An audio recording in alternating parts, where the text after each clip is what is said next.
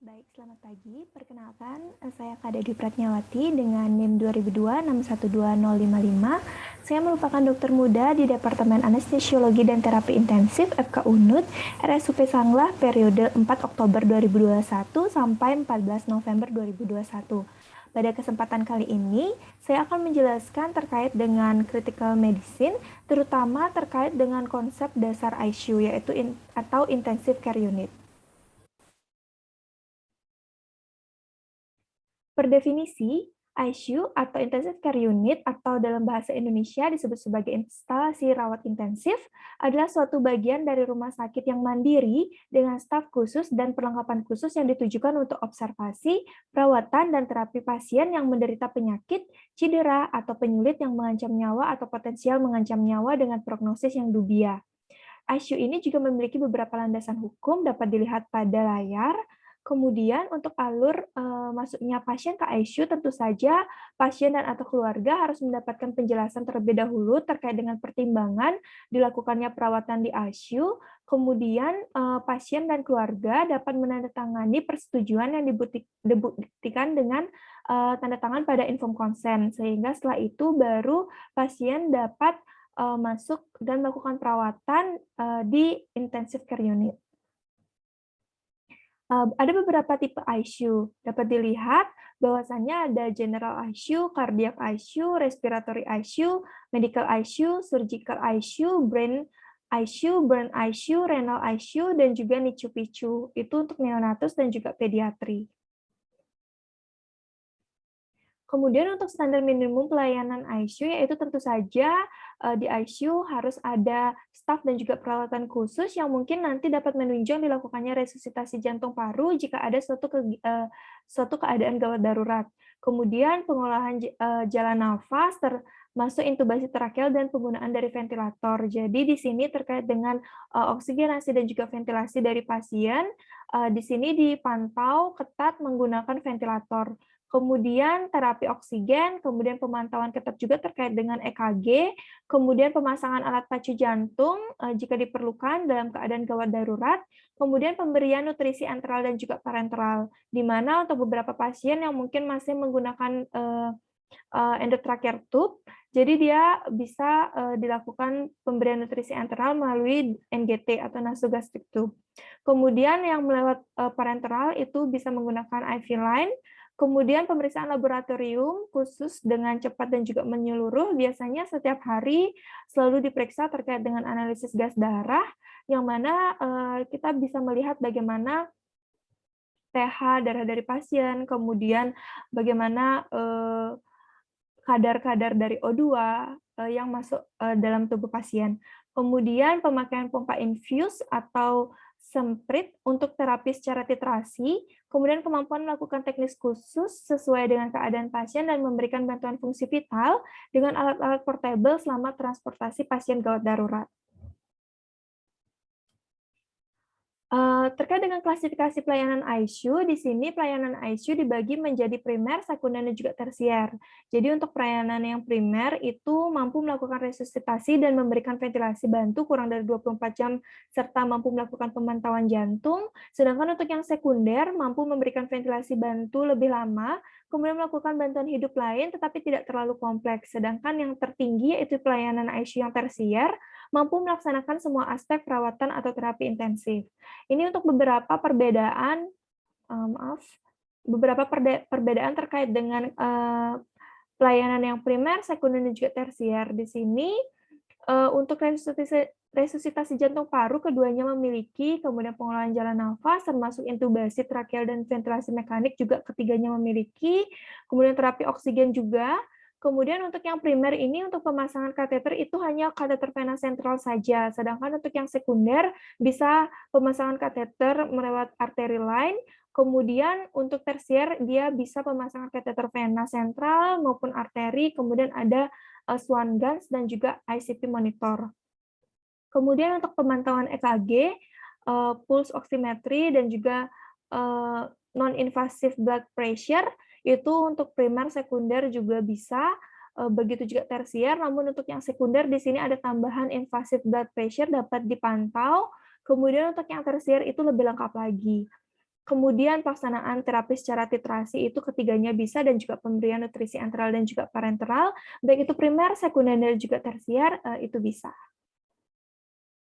Kemudian, sebelum pasien diputuskan untuk masuk ICU, tentu ada beberapa prioritas, yang harus, diperhatikan. Jadi untuk pasien dengan prioritas pertama itu, yang paling awal kita prioritaskan untuk masuk ICU, yaitu adalah pasien dengan sakit kritis, kondisi tidak stabil yang memerlukan terapi intensif dengan bantuan alat ventilasi, pemantauan ketat, dan obat-obatan vasoaktif kontinu yang tidak bisa dilakukan di rawat inap lainnya. Misalnya saja pada pasien bedah kardiotorasik atau pasien septic shock. Kemudian untuk pasien yang prioritas kedua adalah pasien yang memerlukan pelayanan pemantauan canggih dari ICU. Jadi pasien-pasien tersebut harus dia memerlukan pelayanan pemantauan di mana dia menggunakan metode tertentu seperti kateter arteri pulmonal pada penyakit dasar jantung paru atau ginjal akut dan berat atau yang telah mengalami pembedahan mayor.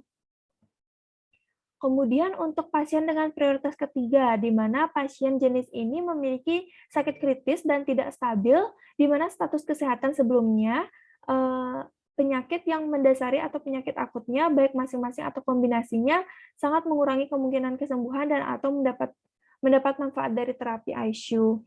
Jadi dia memiliki kemungkinan kesembuhan yang mungkin masih sedikit atau kurang, di mana contohnya penyakit keganasan metastasik disertai penyakit infeksi perikardial tamponade atau sumbatan jalan nafas atau menderita penyakit jantung paru terminal disertai komplikasi penyakit akut berat. Jadi biasanya pasien prioritas ketiga ini mungkin mendapatkan terapi intensif untuk mengatasi penyakit akutnya. Namun usaha terapi mungkin tidak sampai melakukan intubasi dan juga RJP. Jadi dia sudah memiliki prognosis yang mungkin lebih mengarah ke dubia et malam seperti itu. Kemudian untuk prioritas keempat, di mana pasien secara umum tidak perlu masuk ke ICU, namun karena tidak banyak keuntungan dilakukan dirawat di ICU. Contohnya saja pada bedah vaskular perifer, hemodinamik stabil pada ketoasidosis diabeticum, kemudian gagal jantung yang ringan, di mana pasien atau pasien stase terminal dan juga irreversibel. Jadi untuk prioritas keempat ini, dia lebih ke pasien yang memang sebenarnya dia tidak perlu dirawat di ICU dan bahkan masih bisa dirawat di ruangan biasa saja, namun yang kedua itu, prioritas keempat itu ada yang pasien sudah stase terminal dan juga irreversibel. Jadi dia masuk ke prioritas yang paling belakang seperti itu. Jadi prioritas pertama prioritas ini tentunya untuk menentukan yang mana saja yang didahulukan untuk masuk ke ICU. Jadi sesuai dengan prioritasnya, yaitu prioritas pertama, kedua, ketiga, dan juga keempat. Kemudian ini merupakan pasien yang tidak memiliki kriteria masuk ICU. Misalnya saja pasien yang setelah dipastikan mengalami brain death, di mana dimasukkan ke ICU bila mereka potensial donor organ saja. Namun hanya untuk tujuan menunjang fungsi-fungsi organ sementara untuk menunggu donasi organ. Jadi di sini kita pantau terkait dengan fungsi organnya supaya nanti saat didonorkan memang masih bagus fungsi organnya. Kemudian pasien-pasien yang kompeten tetapi menolak terapi tunjangan hidup yang agresif dan hanya demi perawatan yang aman saja. Kemudian ada pasien dalam keadaan vegetatif permanen dan juga pasien yang secara fisiologis stabil yang secara statistik risikonya rendah untuk memerlukan terapi ICU. Jadi ini merupakan pasien-pasien yang tidak memiliki kriteria masuk ICU ataupun nanti dia masuk ke prioritas keempat seperti itu. Kemudian untuk manajemen pasien ICU secara umum adalah kita melakukan monitoring, yaitu secara ketat terkait selama 24 jam terkait dengan tanda vitalnya, yaitu EKG, kemudian saturasi oksigennya, kemudian suhu, tekanan darah, kemudian CVP, jika dipasang CVP, kemudian gula darah, elektrolit, AGD, ventilator, cairan, daftar terapi. Kemudian ada nursing and paramedical care, di mana dilakukan tracheal suction secara misalnya setiap 2 jam, kemudian diberikan profilaksis stress ulcer dan juga DVT, kemudian perubahan posisi pasien setiap 2 jam, miring kanan kiri untuk mencegah terjadinya ulkus dekubitus, kemudian memandikan pasien pagi dan juga sore, kemudian bowel care, support psikologis juga, kemudian akses vaskular untuk terapi cairan dan juga nutrisi, serta kontrol infeksi dengan universal precaution. Nah, ini hal penting yang perlu diketahui, yang perlu dilakukan di ICU, yaitu disingkat sebagai fast heartbeat. Jadi fast yaitu F-nya yaitu feeding, kemudian analgesia, sedation, thromboembolitik prophylaxis, kemudian head of bed elevation, kemudian ulcer stress prophylaxis, glycemic control, spontaneous breathing trial, kemudian ada bowel regimen, indwelling catheter removal, dan juga ada escalation of antibiotic. Berikut akan saya jelaskan satu persatu. Terkait yang pertama adalah feeding. Jadi secara umum, kebutuhan asupan target dapat diterima yaitu sekitar 5,6 kJ per kilogram per hari, dan dapat diterima pada pasien-pasien di ICU, tetapi untuk pasien yang sepsis atau trauma dapat memerlukan energi hampir 2 kali lebih banyak selama fase akutnya. Kemudian jika pemberian makanan oral ini tidak memungkinkan, maka nutrisi enteral lebih dipilih daripada nutrisi parenteral dan harus dimulai sejak dini dalam 24-40 jam sejak masuk ICU. Jadi biasanya pasien-pasien ICU itu sudah langsung dipasang MGT. Jadi biasanya pasien itu misalnya dia tersedasi, seperti itu kan dia tidak bisa untuk makan secara oral. Jadi dia harus diberikan secara enteral. Jadi lewat MGT di samping juga diberikan nutrisi berupa cairan lewat parenteral. Kemudian malnutrisi ini sebenarnya dia menyebabkan peningkatan komplikasi dan memperburuk hasil luaran pasien sakit kritis. Jadi perlu diperhatikan juga terkait dengan pemberian feeding pada pasien. Kemudian yang kedua yaitu analgesia. Jadi biasanya untuk pasien-pasien di ICU itu kan tidak sadar karena dia diberikan sedasi untuk mengurangi kecemasan mungkin dari pasien. Jadi untuk penilaian dari nyeri pasien itu dapat digunakan yaitu behavioral pain scale, yaitu berupa penilaian terkait dengan ekspresi wajah, apakah pasien itu rileks, kemudian tegang parsial, apakah pasien tenang, ataukah pasien terlihat meringis, itu ada skornya. Kemudian dilihat juga ekstremitas atasnya, apakah dia tidak bergerak, kemudian apakah menekuk parsial, kemudian apakah menekuk dengan fleksi jari atau retraksi permanen. Kemudian compliance dengan ventilasi, apakah dia bertoleransi baik dengan diberikan ventilasi tersebut, atau apakah pasien batuk tapi sebagian besar toleransi dengan ventilasi, dan apakah dia fighting ventilator, jadi dia melawan dari ventilatornya dan tidak dapat mengontrol dari ventilasi. Itu merupakan kriteria dari BPS. Nanti untuk kriterianya dari 3 sampai 5, interpretasinya dia tidak nyeri, sedangkan dari 6 sampai 12 di pasien dikatakan nyeri. Jadi nyeri ini dia dapat mempengaruhi pemulihan psikologis dan juga fisiologis pasien, dan analgetik yang memadai menjadi bagian integral dari manajemen perawatan intensif yang baik. Kemudian pemicu nyeri biasanya bisa karena penyakitnya atau prosedur manipulasi seperti yang tadi, misalnya pada saat dilakukan suction, kemudian pada saat dilakukan ganti pakaian, perubahan posisi, sehingga memang perlu sangat hati-hati untuk melakukan perawatan di ICU tersebut. Kemudian untuk pemberian obat analgetiknya tentu kita bisa menggunakan dari step ladder WHO, yaitu dari nyeri yang ringan, nyeri sedang, nyeri berat. Itu dapat dilihat di sini pemberiannya mulai dengan non-opioid dengan atau tanpa adjuvan, kemudian jika nyerinya memang lebih besar lagi bisa diberikan opioid ringan, ditambah non-opioid dengan atau tanpa adjuvan, ataupun dia dengan nyeri yang berat, dia bisa diberikan opioid kuat, ditambah non-opioid dengan dan atau tanpa adjuvan.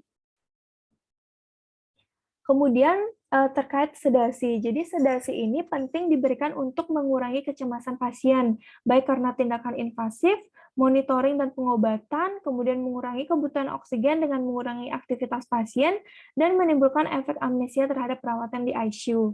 Kemudian efek sampingnya yaitu bisa terjadi overdosis, di mana dia dapat meningkatkan risiko trombosis vena, kemudian penurunan motilitas usus, hipotensi, berkurangnya kemampuan ekstraksi oksigen jaringan, polineuropati, peningkatan lama rawat di ICU, hingga peningkatan dari biaya. Di mana untuk obat sedasi dititrasi untuk mempertahankan tingkat sedasi ringan. Jadi di sini targetnya adalah skor RAS-nya adalah 2, di mana skor RAS itu adalah Richmond Agitation Sedation Skill. Jadi di sini targetnya adalah -2, yaitu light sedation. Jadi dia dapat dibangunkan dengan suara dengan kontak kurang dari 10 detik. Jadi di sini dapat dilihat untuk skor-skornya, yaitu jika skornya 4, dia akan membahayakan staf, kemudian skornya 3, dia very agitated, jadi dia menarik tube atau kateter dengan agresif, jadi di sini pasien entah dia karena cemas, atau karena memang dia tidak nyaman dengan pengobatan dengan dipasangkan tube seperti itu, jadi jika tidak diberikan sedasi tersebut, maka bisa terjadi hal-hal tersebut. Jadi di sini yang paling ideal itu dilakukannya sedasi hingga mencapai target yaitu light sedation. Artinya pasien dia dapat dibangunkan dengan suara namun mungkin kontaknya itu kurang dari 10 detik.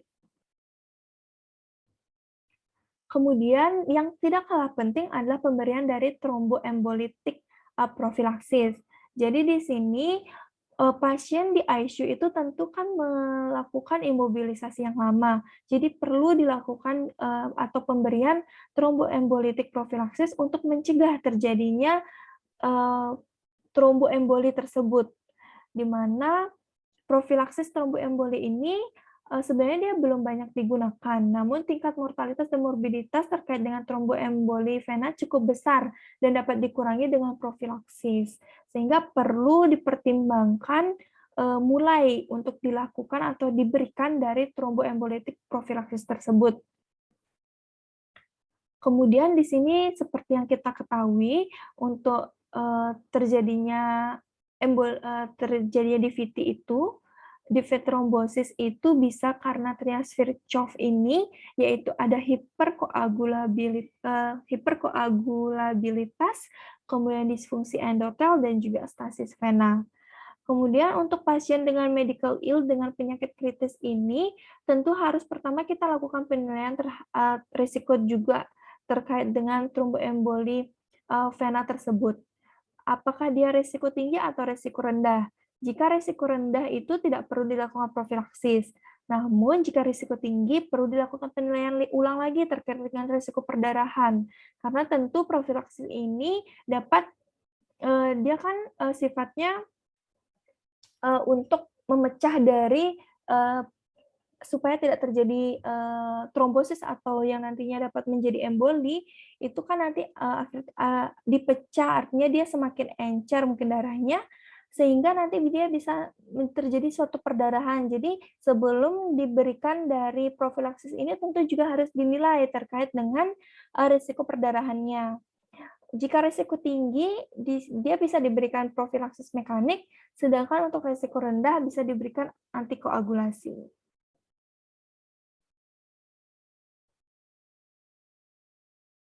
Jadi untuk penilaian yang pertama, step-nya adalah penilaian risiko tromboemboli vena, yaitu identifikasi faktor risiko tromboemboli vena melalui riwayat medis. Kita bisa tanyakan apakah pasien mengalami, atau kita bisa lihat pada rekam medisnya, apakah ada riwayat mengalami TEV sebelumnya, kemudian apakah ada riwayat imobilisasi lebih lama dari 48 jam, misalnya akibat gagal jantung kongestif, shock septik, dan lainnya. Kemudian selanjutnya juga kita bisa lihat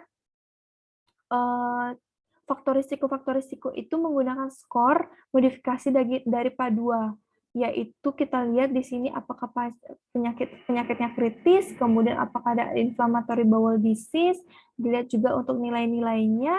Jadi di sini untuk nilainya lebih dari 4, itu akan menunjukkan risiko tinggi terjadinya tromboemboli vena, sedangkan untuk nilainya kurang dari 4, dia akan menunjukkan risiko rendah.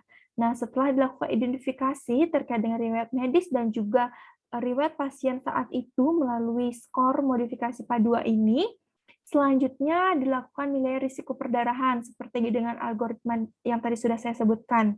Dilihat risiko perdarahannya, di sini ada penilaian-penilaian yang dapat kita nilai dan sesuaikan juga dengan skornya. Jadi di sini jika nilainya lebih atau sama dengan 7, maka menunjukkan risiko perdarahan yang tinggi. Jika nilainya kurang dari 7, maka menunjukkan risiko perdarahan rendah. Nah, ini dapat nanti setelah dinilai risiko perdarahan, maka selanjutnya di sini dapat dilakukan setelah kita memutuskan bahwa pasien ini, oh ternyata pasien ini risiko perdarahannya rendah. Balik lagi ke algoritma tadi, bahwasannya jika risikonya rendah, maka dia bisa diberikan antikoagulan, sedangkan untuk risikonya tinggi bisa diberikan profilaksis mekanik saja. Jadi lebih ke bagaimana dia harus digerakkan, miring kanan, miring kiri, seperti itu. Setelah sudah memutuskan untuk memberikan suatu profilaksis, maka perlu dilakukan lagi terkait asesmen diagnosis lanjutan. Apakah pasien ini memang dia mengalami bagaimana probabilitasnya untuk mengalami DVT. Di sini dapat dilihat dengan skor Wills untuk deep vein thrombosisnya, dapat dilihat juga skornya. Jika skornya lebih atau sama dengan 2, kemungkinan DVT-nya itu tinggi, sedangkan jika skornya kurang dari 2, kemungkinan bukan DVT-nya rendah. Di sini untuk emboli paru juga dapat dilihat, jadi nanti setelah kita berikan risiko profilaksis, kita asesmen ulang lagi terkait apakah memang pasien terkonfirmasi dari penyakit-penyakit DVT atau emboli paru. Dilihat dari skor-skor ini, maka selanjutnya bisa dilakukan pemeriksaan, bisa dilakukan terapi lebih lanjut lagi terkait dengan skor tersebut. Apakah pasien mungkin perlu diberikan antikoagulan lagi secara tidak hanya profilaksis saja, namun untuk pengobatan ataupun terapi definitifnya, seperti itu. Kemudian yang tidak kalah penting juga dilakukan head up, di mana untuk pasien-pasien di sini dilakukan head up itu terbukti dapat mengurangi kejadian reflux gastroesofageal pada pasien dengan ventilasi mekanik, dan satu studi acak terkontrol menunjukkan penurunan angka pneumonia nasokomial ketika pasien dirawat semi-recumbent. Jadi dia mengalami head up, jadi tidak flat seperti itu.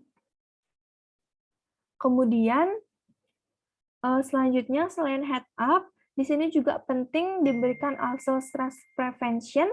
Jadi untuk pencegahan ulkus stres ini penting, terutama untuk pasien dengan gagal nafas atau kelainan koagulasi, sedang dalam terapi steroid, atau dengan riwayat ulkus gastroduodenal yang berisiko tinggi terkena perdarahan gastrointestinal berhubungan dengan stres. Di mana beberapa opsi perawatan yang dapat diberikan, yaitu bisa diberikan antasida, sulcralfat, kemudian antagonis H2, dan inhibitor pompa PPI. Kemudian namun meskipun beberapa penelitian acak terkontrol dan meta-analisis membandingkan agen-agen ini, pengobatan yang optimal itu masih belum jelas.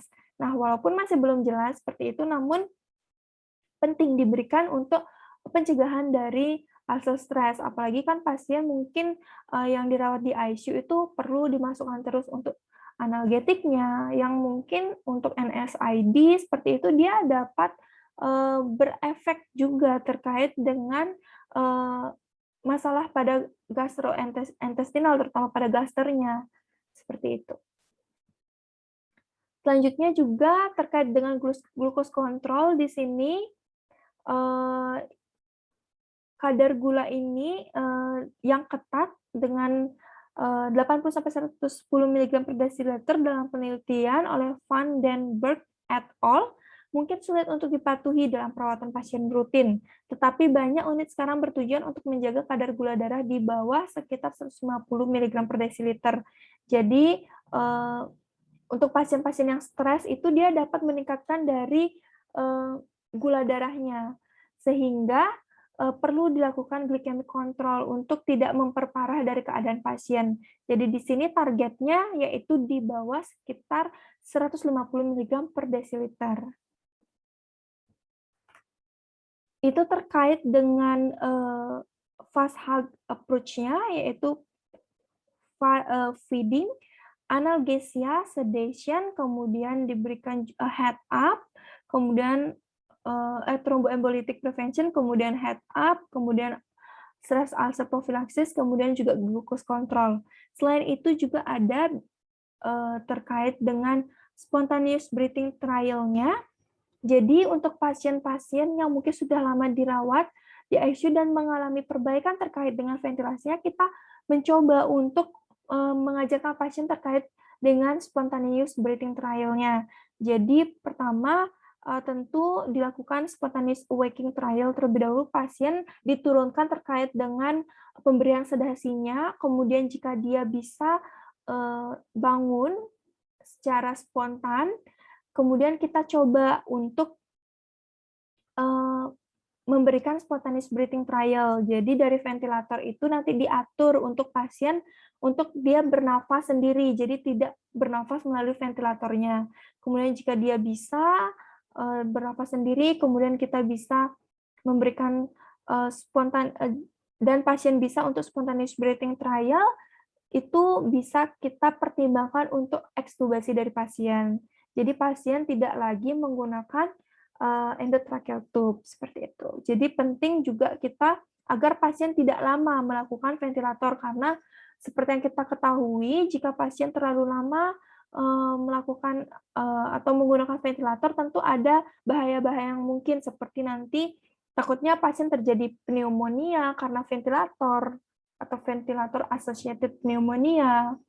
Itu perlu kita hindari, sehingga sebisa mungkin jika sudah terjadi perbaikan klinis, juga perbaikan terhadap dengan oksigenasi dan juga ventilasi pasien, kita bisa mencoba untuk pertama spontaneous awakening trial terlebih dahulu. Jika pasien bisa melewatinya, maka kita bisa mencoba untuk spontaneous breathing trial-nya.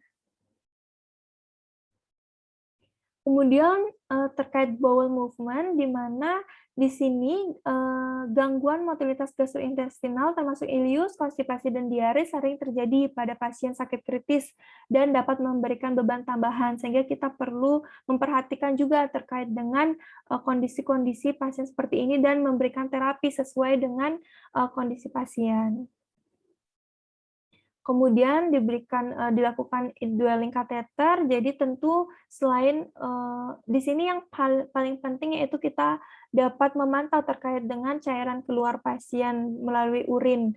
Jadi perlu dipasang kateter pada pasien, jadi supaya nanti kita dapat melihat apakah ada imbalance dari cairan masuk dengan cairan keluar. Tentu saja yang kita harapkan adalah balance antara cairan masuk dan cairan keluar. Jadi dihitung di sana juga dimonitoring setiap 24 jam terkait dengan parenteral berapa masuk, kemudian dari enteral berapa masuk, kemudian pengeluarannya dari urin berapa keluar, seperti itu supaya hemodinamik pasien itu, supaya kita bisa menilai bagaimana sebenarnya hemodinamik pasien, apakah bagus ataupun tidak. Kemudian tentu juga tidak kalah penting kita bisa memberikan profilaksis, artinya pemberian antibiotik broad spectrum untuk mencegah terjadinya infeksi nosokomial yang serius. Jadi prinsip dari deeskalasi ini dapat diterapkan pada perawatan farmakologis lainnya yang harus dievaluasi ulang secara teratur untuk indikasi yang tepat guna meminimalkan risiko efek samping dan kesalahan pengobatan. Kemudian, selain dari bagaimana kriteria masuk, kemudian bagaimana pengobatan yang dilakukan dari fast heartbeat tersebut di ICU, kemudian yang terakhir yaitu terkait dengan bagaimana pertimbangan ataupun kriteria keluar dan juga indikasi pasien keluar di ICU. Jadi kriteria pasien keluar yaitu adalah prioritas pasien dipindahkan dari ICU itu berdasarkan pertimbangan medis oleh kepala ICU dan tim yang merawat pasien. Kemudian bila status fisik pasien sudah stabil dan tidak perlu monitoring ketat lebih lama, itu bisa menjadi salah satu kriteria keluar pasien, dan juga atau bila status fisik telah menurun jauh tetapi tidak ada rencana intervensi aktif.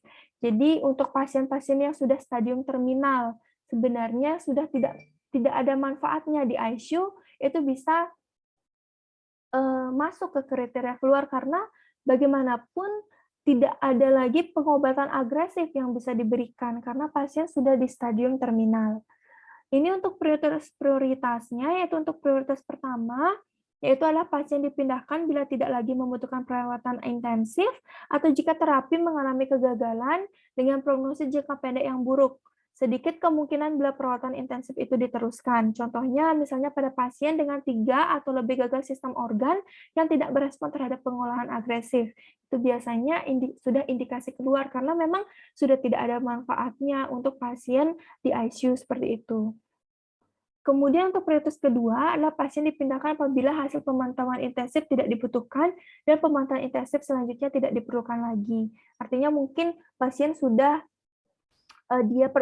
mengalami perbaikan klinis, jadi pasien sudah bisa dipindahkan ke ruangan saja, tidak perlu di intensive care unit. Kemudian prioritas ketiga adalah pasien dikeluarkan dari ICU bila dibutuhkan untuk terapi intensif telah tidak ada lagi. Kemudian namun ataupun terapi dapat dikeluarkan lebih dini bila kemungkinan kesembuhannya atau manfaat terapi intensif kontinu diketahui memiliki kemungkinan pulih kembali sangat kecil. Contohnya misalnya pada pasien dengan penyakit lanjut seperti PPOK, penyakit jantung atau liver terminal, karsinoma yang telah metastasis yang tidak berespon terhadap terapi ICU untuk penyakit akut lainnya. Ini merupakan kriteria keluar dan juga prioritas bagaimana indikasi pasien dikeluarkan dari ICU. Baik, jadi terkait dengan konsep dasar ICU, untuk tadi kita sudah belajar terkait dengan apa per definisi ICU, kemudian bagaimana pasien bisa masuk ke ICU, harus ada inform konsep terlebih dahulu, kemudian tentu dalam memasukkan pasien ke ICU, dilihat juga apakah pasien ini masuk ke prioritas pertama, kedua, ataupun ketiga, dan juga keempat, untuk nanti jika ada waiting list, jadi kita bisa prioritaskan yang mana terlebih dahulu yang kita masukkan ke ICU. Kemudian, apakah pengobatan di ICU itu penting terkait dengan faks habitnya yang sudah tadi saya jelaskan, dan juga setelah dilakukan perawatan tersebut, kita evaluasi apakah pasien ini masuk ke kriteria keluar dari ICU, entah itu karena memang sudah di stadium terminal atau memang sudah mengalami perbaikan. Baik, mungkin sekian yang dapat saya jelaskan terkait dengan konsep dasar ICU.